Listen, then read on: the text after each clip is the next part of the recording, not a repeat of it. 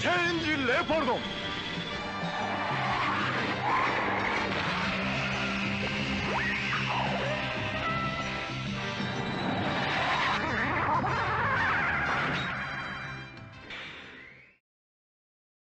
Hello everyone, I'm Jaren Joshua, and in this video you will hear my opinion on the Toei Company's take on Spider-Man. Some of you know that I talked about this series in my first video, The History of Spider-Man in Television Part 1.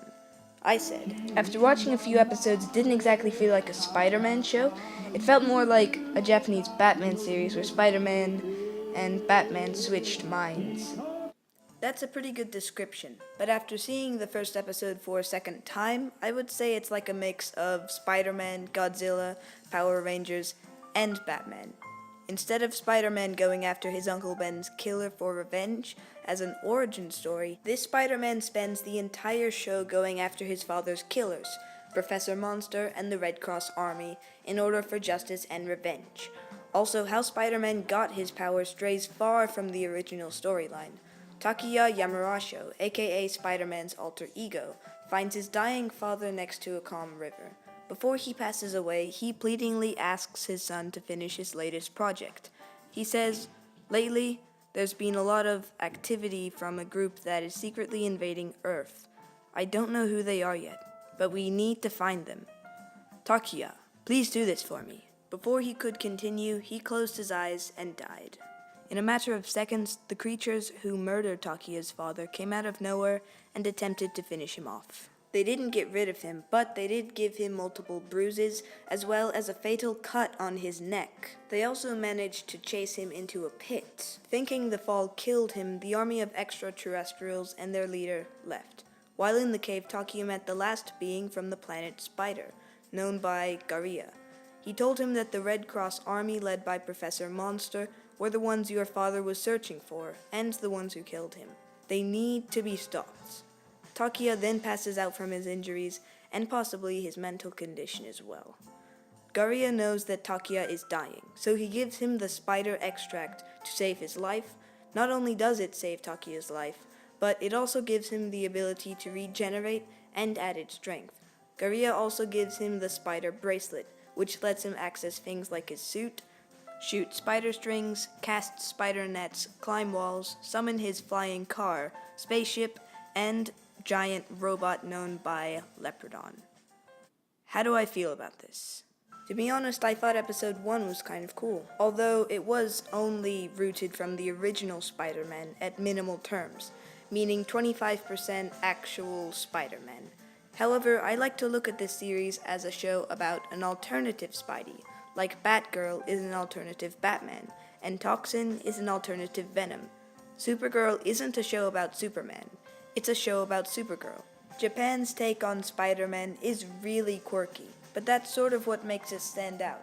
Spider-Man 2099 stands out because he's from the future. Spider-Man Noir stands out because he's a noir Spidey.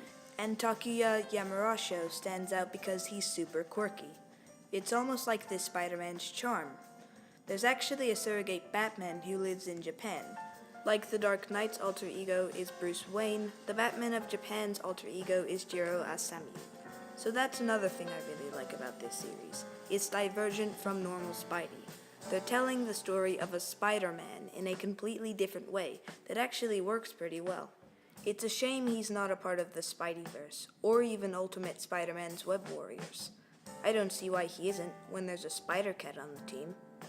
If I had to pick something about episode 1 that I didn't like, it might be the Amazonas and also certain parts of Garia, actually.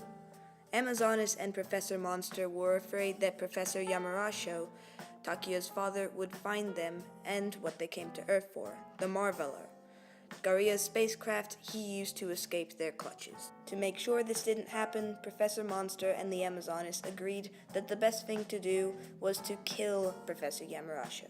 What I really don't like about the Amazonas is basically her familiar bad guy traits, fails to fit the quirkiness of the show, and her uniform. It's not that great. Garia actually has similar flaws to the Amazonas. He's plain strange, and whenever he talks to Spider-Man through his telepathy, the fun of the show is diminished.